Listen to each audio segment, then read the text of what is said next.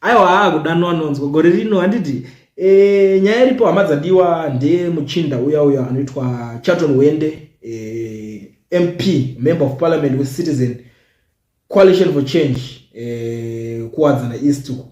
So nyaya iripo, pane nyaya yakabudiswa neThe Herald pachinzi Wende defects to ZANU-PF. Wende akaenda kwa ZANU-PF. Asi Wende uyu nyaya iyi payakabuda kudai so chiri kunetsa ndechekuti Wende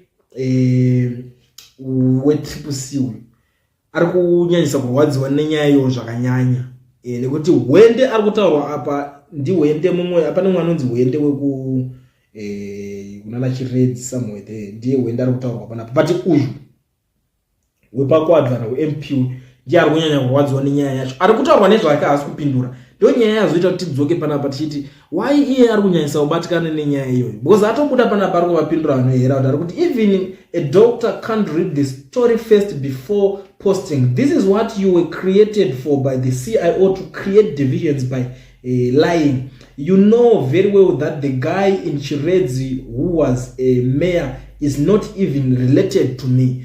Ndo nyaya ari kutaura kuti ayo uyu angambori mayor kana atitorina kana ukama. Saka imimi mauda kuti sei inini ndinge ndirini ndiri kutaurwa ipapa. Ndo nyaya iri kutaurwa apa, iri kutaura kuti imimi saka vanhu veHeraudika makadyarwa nemaziya iwo. Ndo nyaya iripo, ari kupindura paHeraud, iyo Herald yapindura.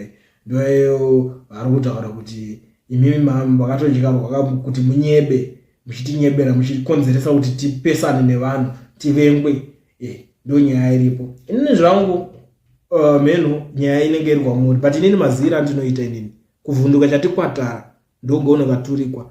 Iwe ukanzi uri mbavha kana usiri mbavha hauna chaunobva, nekuti kana watosanganiswa neallegation yakadaro zvichiono kuti munhu akwanisa kungokuprova kukoti jaji chete kana atotaura. Saka kana usina kana kesi yekuti wamboenda kana ikoko unorwadziwa ni because zvinotaurwa nevanhu hazvipere. But this guy nyaya iyi iri kumubata iri kumurwadza, haasi kuitora light, ari kutonyatsotoi zvekutoipinda nemwoyo chaizvo. Ndosaka pana pari kubuda ari kupindura, ari kuita kuchikagaka.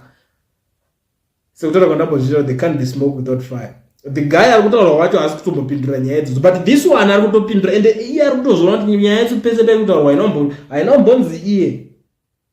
Ari kungobuda chijambuka. Ameno munoona sei? You tell me in the comment section kuti nyaya yacho ari kukwana papi. Isa atinomboti akatengwa neZANU-PF. Iyi ningirikini hainomboti iye Wende akatengwa neZANU-PF. Kuna Wende mumwe ari kutaura. Ameno kuti iye ari kuvhunduka chii. Ameno munotiwo kudina Wende guys.